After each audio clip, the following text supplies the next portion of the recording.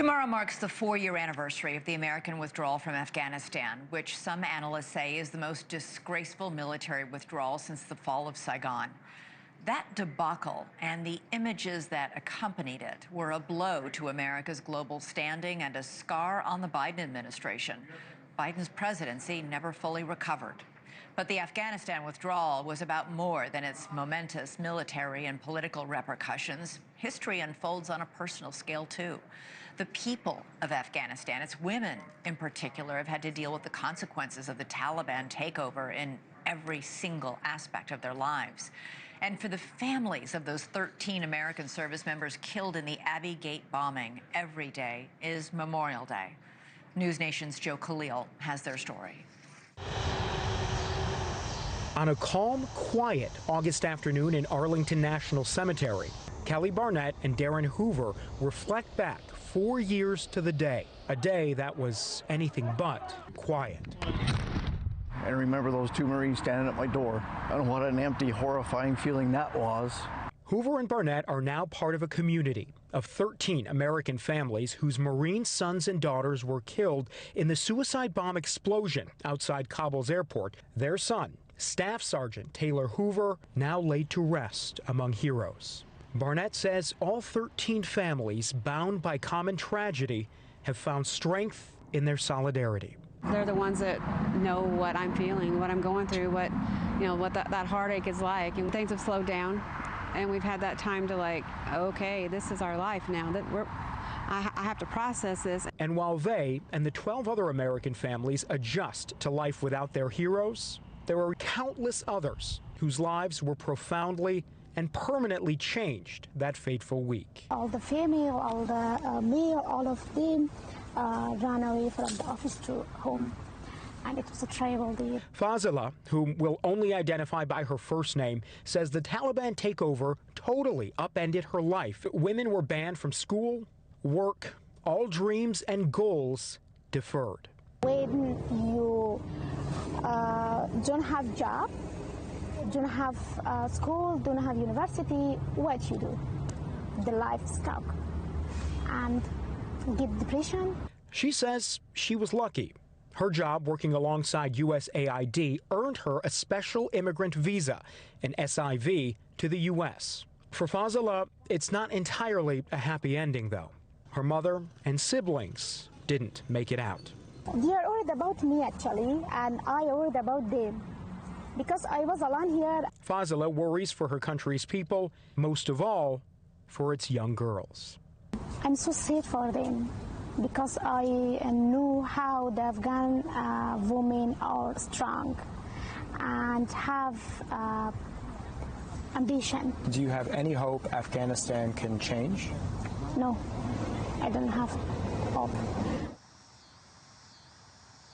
And Elizabeth, we just want to thank the family of Taylor Hoover and Fazila also for being so brave to tell her story. By some estimates, there are still more than 70,000 Afghans who are eligible for those SIVs that are stuck there that could potentially come to the U.S. We've seen lawmakers, we've seen veteran groups try to take up that cause. Right now, it's complicated. President Trump has signed an executive order stopping immigration from Afghanistan, but still, there are a lot of lawmakers on both sides of the aisle working to try to make exceptions for those who sacrificed for the U.S., Elizabeth. Yeah, people we made promises to when they made those sacrifices in Afghanistan and worked alongside our American troops. Khalil, thank you so much. As American troops were pulling out of Afghanistan, many American civilians were among the crowds rushing in. Among them, veterans like Bryan Stern, himself a 9/11 first responder, an Army and Navy combat veteran, and a Purple Heart recipient. Stern he served multiple tours in Afghanistan, and he felt a duty to help evacuate those left behind, both Americans left behind and Afghans left behind, who had all, at great peril, had worked alongside our military. So Stern chartered the first flight into the Taliban-controlled Kabul, and he has since spent years pulling both Americans and American green card holders out of Afghanistan through his organization, Grey Bull Rescue. To date, they've extracted 2,500 people from the Taliban's clutches. From Stern, no man left behind is more than just a motto, it's a calling. Bryan Stern joins us now. Welcome back to the show. You know, I remember just watching the images at the beginning of our piece of the desperation of all those people trying to get out, passing their babies overhead, you know, to soldiers, clinging to airplanes and falling to the ground as the planes took off. Is that the desperation you saw when you began going in with your evacuation flights? Yeah, the withdrawal of Afghanistan was a failure. There's no nice way to say it. The way it was done was just not right on any level. Yeah. This is not the way you do evacuations. There's lots of reasons for that. Some of those reasons are hard to understand. Some of those reasons are pretty easy to understand. But the reality is we gave our word to our Afghan friends, and the expectation was that we are Americans and we keep our word. Further still, my team and I, we really got into rescuing American citizens. How were American citizens left behind, Bryan? Again, it's one of those ugly topics that's very hard to understand. Where General Donahue, who's amazing, he was the last man in Afghanistan. He left 4 years ago tomorrow as the last American troop. And weeks later, we pulled out 117 American citizens that were left, and then we kept pulling out American citizens for weeks and months afterwards, all the way until the wintertime. So, not just our friends were left behind, our people were left behind, and that's the moral injury that is the withdrawal of Afghanistan. Touches the veteran community in a very real way, in a very measurable way that's hard for people to understand, frankly. And were those Americans working in Afghanistan? Why were they there? There were all kinds of stories. We rescued a guy who was working on cell phone infrastructure in Afghanistan. We rescued her kids whose mother had cancer, and she wanted her children to meet their grandmother before she passed away.